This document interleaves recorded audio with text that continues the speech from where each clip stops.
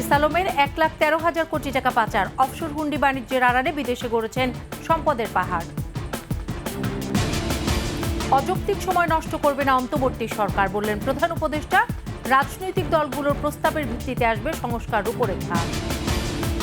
দুর্নীতি অপকর্মের খবর আড়াল করতেই 21-এ দখল করা হয়েছিল, বললেন আব্দুল সালাম। সাভার থানার সামনে ভ্যানে লাশের স্তূপের ভাইরাল ভিডিও, দেশ জুড়ে তোলপাড়।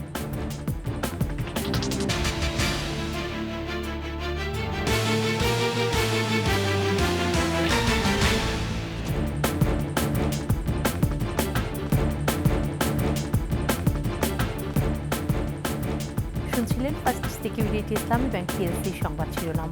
আমন্ত্রণ 21-এর সংবাদে, সাথে আছি সোনিয়া স্নিগ্ধা। দর্শক, 21-এ টেলিভিশনের সংবাদ একই সাথে সরাসরি দেখতে পাবেন আমাদের ফেসবুক পেজ www.facebook.com/21e24 অনলাইনে। এছাড়াও সাবস্ক্রাইব করতে পারেন www.youtube.com/21e চ্যানেলে। এস আলম তার স্ত্রী ও 2 সন্তানের বিরুদ্ধে 1,13,245 কোটি টাকার পাচারের তথ্য পেয়েছে সিআইডি। অফশোর ব্যাংকিং, হুন্ডি ও বাণিজ্যের আড়ালে এই অর্থ পাচার করা হয়েছে। রাজীব জামানের রিপোর্ট। সাইফুল আলম মাসুদ ওরফে এস আলম ভয়ঙ্কর এক ব্যাংক লুটেরা, অর্থ পাচারকারী। পিছিয়ে নেই তার স্ত্রী ফারজানা পারভিন, ছেলে আহসানুল আলম ও আশরাফুল আলমও। পরিবারের সবার বিরুদ্ধেই অর্থ পাচারের প্রাথমিক প্রমাণ মিলেছে। প্রতারণা, হুন্ডি ও বাণিজ্যের আড়ালে দেশ থেকে অর্থ পাচার করে সিঙ্গাপুর, সাইপ্রাস, মালয়েশিয়া ও ইউরোপের বিভিন্ন দেশে স্থাবর অস্থাবর সম্পদ ক্রয় ও ব্যবসা প্রতিষ্ঠান পরিচালনা করছেন।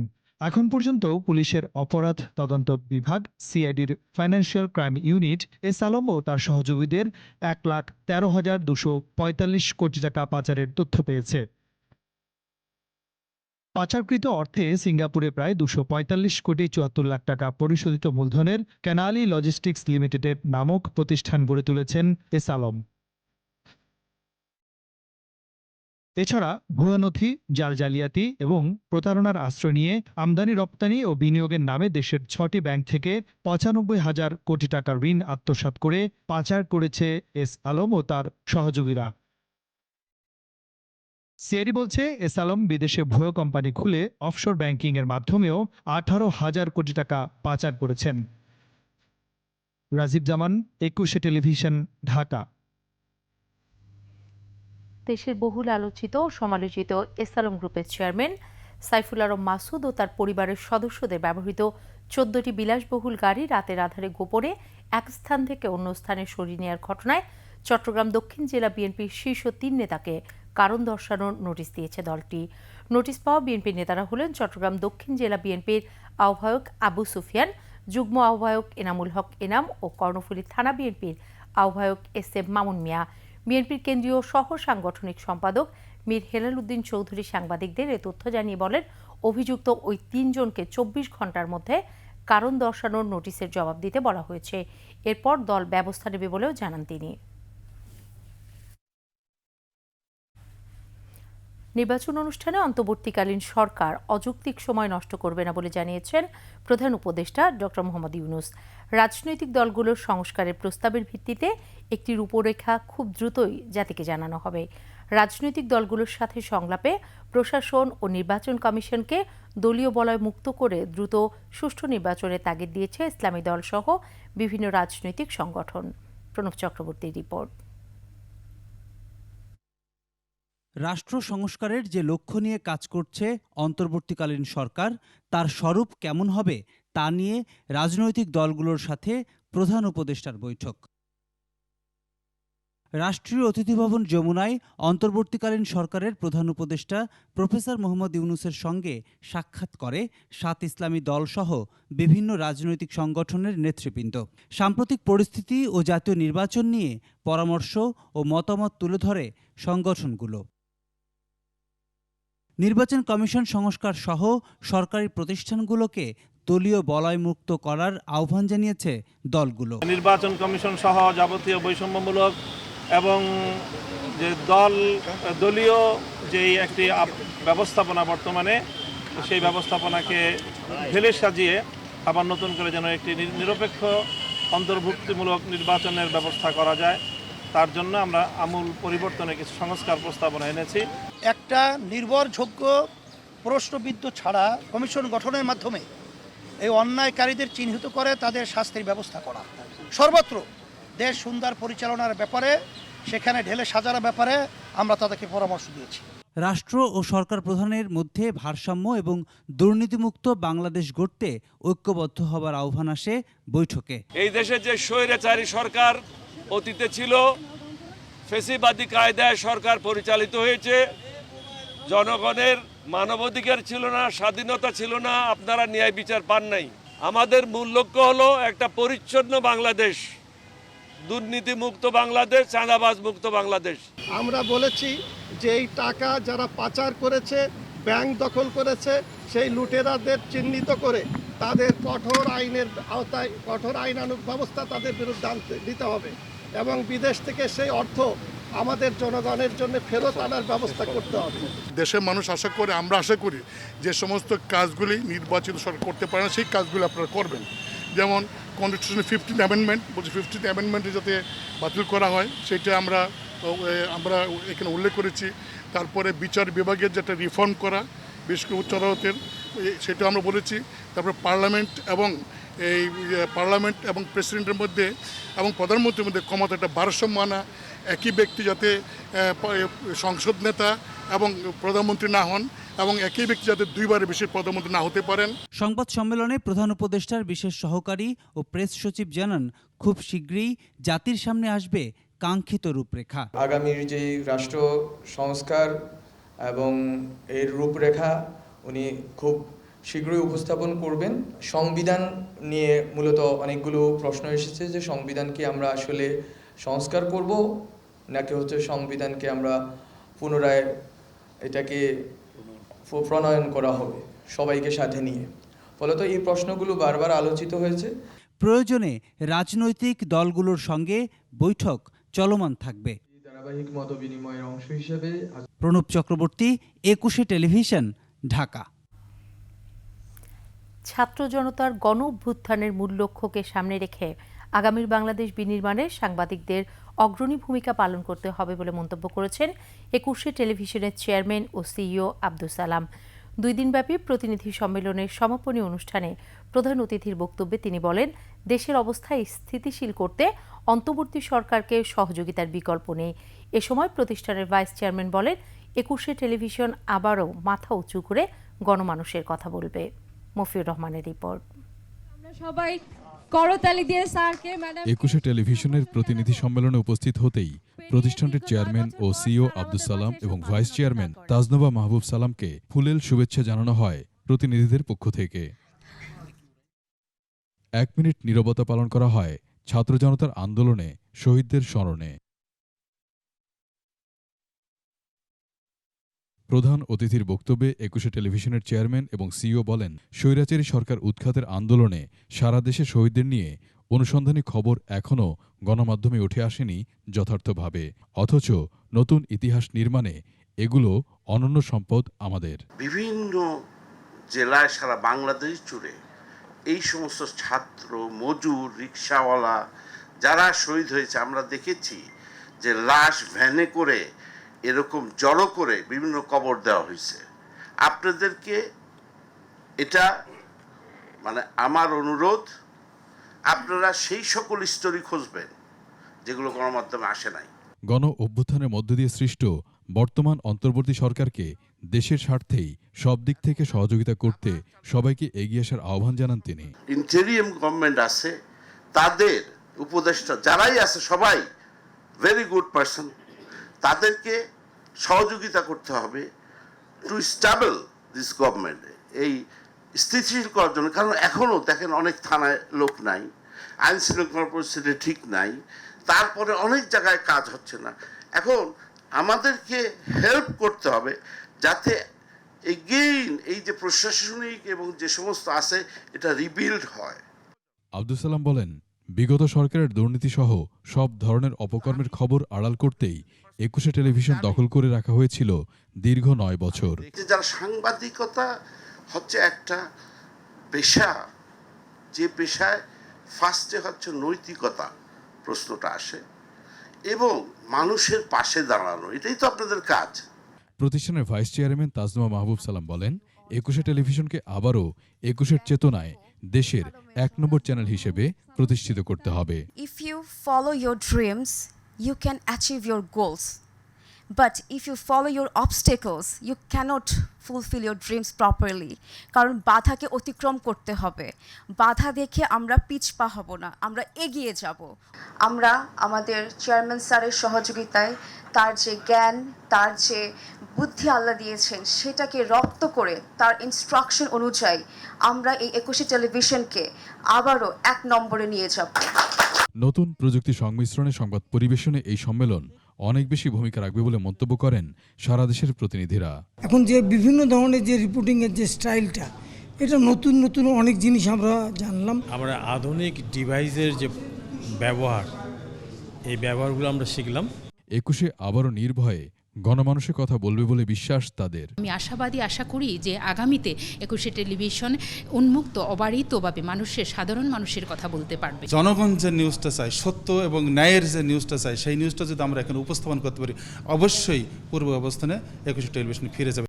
দ্বিতীয় দিনের শুরুতে national desk incharge Mushfika Nazneen এর তত্ত্বাবধানে নিউজ আইডিয়া নিয়ে গ্রুপ ভিত্তিক কাজের অংশ নেন তারা।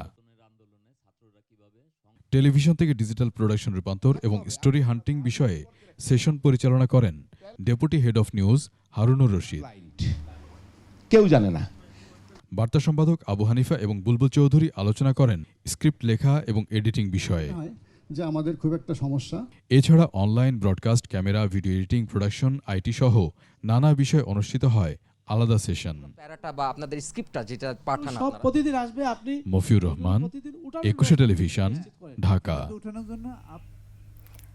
সামাজিক যোগাযোগ মাধ্যমে ছড়িয়ে পড়া ১ মিনিট ১৪ সেকেন্ডের একটি ভিডিও নিয়ে তোলপাড় চলছে।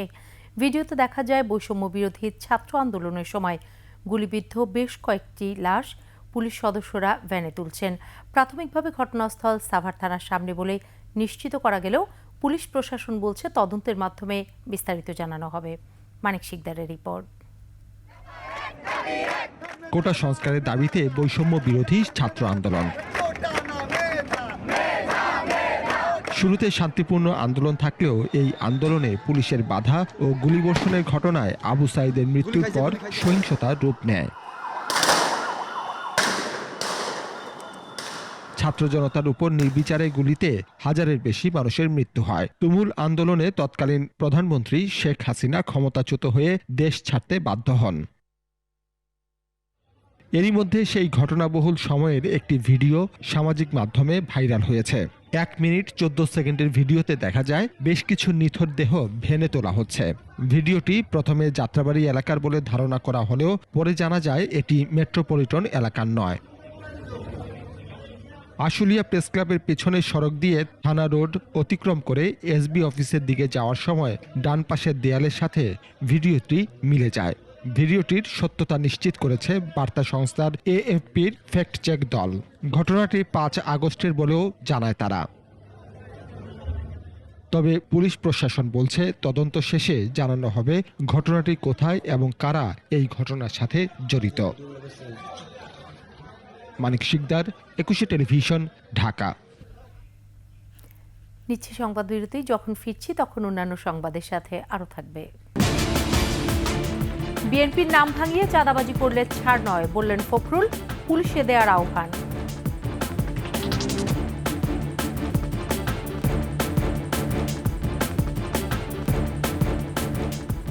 আবারও আমন্ত্রণ ২১শে সংবাদে।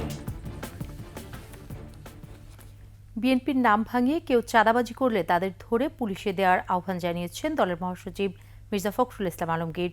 এদিকে ১৫ বছর ধরে গুম, খুন ও অপকর্মই শেখ হাসিনার পতনের ক্ষেত্র প্রস্তুত করেছিল বলে মন্তব্য করেন দলের সিনিয়র যুগ্ম মহাসচিব রুহুল কবির রিজভী। শিউলি শবনমের প্রতিবেদন। সাম্প্রতিক আন্দোলনে রিকশা চালক সহ নিহত ছাত্র জনতার স্মরণে রাজধানীর পল্টনে ভাসানী ভবনে এই দোয়া মাহফিলের আয়োজন। এতে যোগ দিয়ে বিএনপির সিনিয়র যুগ্ম মহাসচিব রুহুল কবির রিজভী বলেন, ৭ জানুয়ারির নির্বাচনে বিএনপিকে নিয়ে যেতে না পারাই শেখ হাসিনার পতনের অন্যতম কারণ। আওয়ামী লীগের নেতাই বলছে যে কমপক্ষে বিএনপিকে নিয়ে গেলে পরে একটা ফেস সেভিং হতো। অতটা আজকে যে আন্দোলনের মুখে পড়া গেছে সেইটা হয়তো লাগতো না, কারণ ওদেরকে পার্লামেন্টে নেওয়া যেত কয়েকটা সিট দিয়ে। এটা বড় ভুল করেছে হাসিনা। দেশনায়ক তারেক রহমানের যে সঠিক সিদ্ধান্তের ফলশ্রুতি ৫ই আগস্টের গণতন্ত্রের যে বিজয়। এদিকে কুমিল্লায় ত্রাণ বিতরণ অনুষ্ঠানে বিএনপি মহাসচিব মির্জা ফখরুল ইসলাম বলেন, ছাত্র জনতার বিজয় নস্যাৎ করতে এখনও একটি মহল ষড়যন্ত্র করছে। এছাড়া চাঁদাবাজদের সাথে বিএনপির কোনো সম্পর্ক নেই বলে সাফ জানান তিনি। যদি কাউকে দেখেন যে চাঁদাবাজি করছে বা দখলদারি করছে, তাকে ধরে সাথে সাথে পুলিশে দেবেন অথবা আপনারা এই ব্যাপারে আমাদের কোনো রকমের কোনো সুপারিশ থাকবে না। আমরা পরিষ্কার বিএনপির কোনো লোক এটা করতে পারে না, আপনাদেরকে এটা প্রতিরোধ করতে হবে বলতে না। সুষ্ঠু নির্বাচনের মধ্য দিয়ে দেশে গণতান্ত্রিক পরিবেশ নিশ্চিত করা গেলে প্রকৃত বিজয় অর্জন হবে বলেও মন্তব্য করেন তিনি। শিউলি শবনম, ২১ টেলিভিশন, ঢাকা। কমল সব রকমের জ্বালানি তেলের দাম। প্রতি লিটার ডিজেল ও কেরোসিন ১ টাকা ২৫ পয়সা এবং পেট্রোল ও অকটেনের দাম কমানো হয়েছে ৬ টাকা। ১ সেপ্টেম্বর থেকে কার্যকর হচ্ছে সরকার ঘোষিত নতুন এই মূল্য তালিকা। আদিত্য মামুনের রিপোর্ট।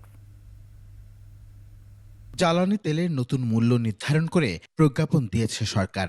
এর ফলে গেল মার্চের পর আবারও কমল তেলের দাম। জ্বালানি তেলের মূল্য কমায় খুশি ব্যবহারকারীরা। তারা বলছেন এতে সাশ্রয়ের পাশাপাশি স্বস্তিও আসবে। দেশের যে অবস্থা এখন, ওই পরিপ্রেক্ষিতে আমরা এখন স্বস্তি কিছুটা পাবো। এখন ফিলিং স্টেশনের কর্মীরা বলছেন জ্বালানির দাম কমায় গ্রাহকের মধ্যে তেল কেনার আগ্রহ আগের তুলনায় বাড়বে। ১,০০০, ৫,০০০, ৬,০০০ তেল নিত, তারা হয়তো দাম বাড়ার পরে ১৫০০, ১,০০০, ২,০০০ করে তেল নেয়। আর দামটা কমলে মনে করেন সবার জন্যই সাশ্রয়। রাইড শেয়ারিং কিংবা সিএনজি উবার চালকেরাও খুশি তেলের দাম কমায়। তেলের দাম কমাতে আমরা একটু মাইলেজটাও বেশি পাচ্ছি, হ্যাঁ, আমাদের একটু লাভও হচ্ছে। আমাদের উপকার হয়েছে, 2টা পয়সা ইনকাম বেশি হইলে আমাকে ভালো হইবে। এদিকে ৩১ আগস্ট মধ্যরাত থেকে নতুন এই দাম কার্যকর হবার কথা নিশ্চিত করেছেন জ্বালানি উপদেষ্টা। ডিজেলের দাম ১০৬ টাকা ৭৫ পয়সা থেকে ১০৫ টাকা ৫০ পয়সা, মানে ১ টাকা ২৫ পয়সা পার লিটারে কমাচ্ছে। অকটেনের দাম ১৩১ টাকা থেকে ১২৫ টাকা, মানে ৬ টাকা কমাচ্ছে। পেট্রোলের দাম ১২৭ টাকা থেকে ১২১ টাকা, সেটাও ৬ টাকা কমাচ্ছে। তো আপনারা বলছেন যে অকটেন, পেট্রোল এগুলো তো মানে বড় লোকরা ব্যবহার করে, তো এদেরটা ৬ টাকা কমানো। এর কারণ হচ্ছে কি যে এগুলোর পরিমাণ খুব কম। আদিত্য মামুন, ২১ টেলিভিশন, ঢাকা। এবার আন্তর্জাতিক সংবাদ।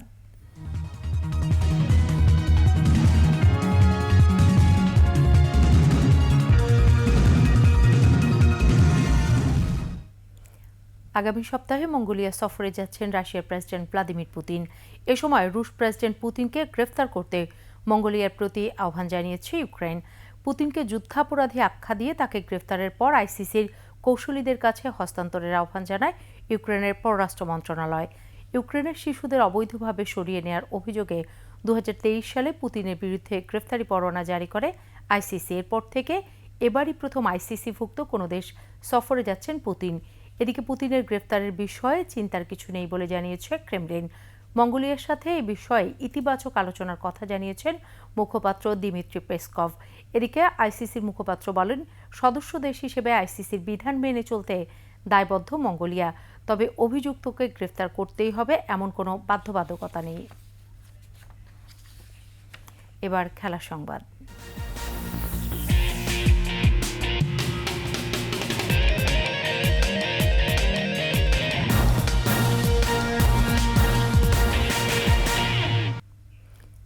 রাওয়ালপিন্ডিতে প্রথম টেস্টে ১০ উইকেটের জয় তুলে বাংলাদেশ একই মাঠে দ্বিতীয় টেস্ট খেলছে সিরিজ জয়ের দারুণ সুযোগে চোখ রেখে।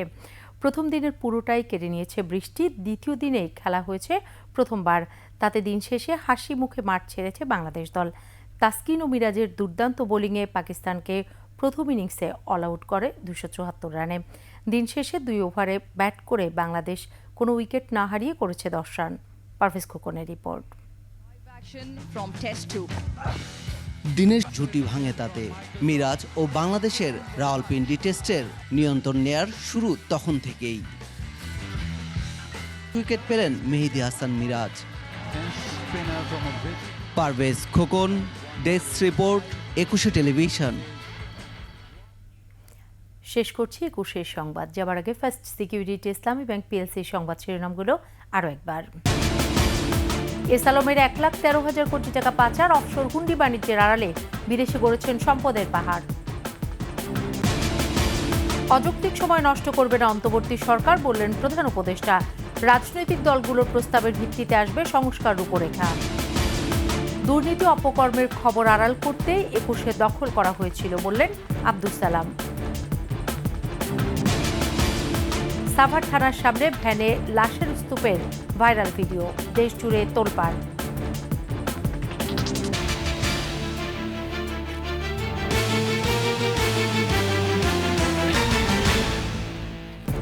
সর্বশেষ সংবাদ জানতে ডায়াল করুন 2021 নম্বরে, আর ভিজিট করুন 21-tv.com ওয়েবসাইটে।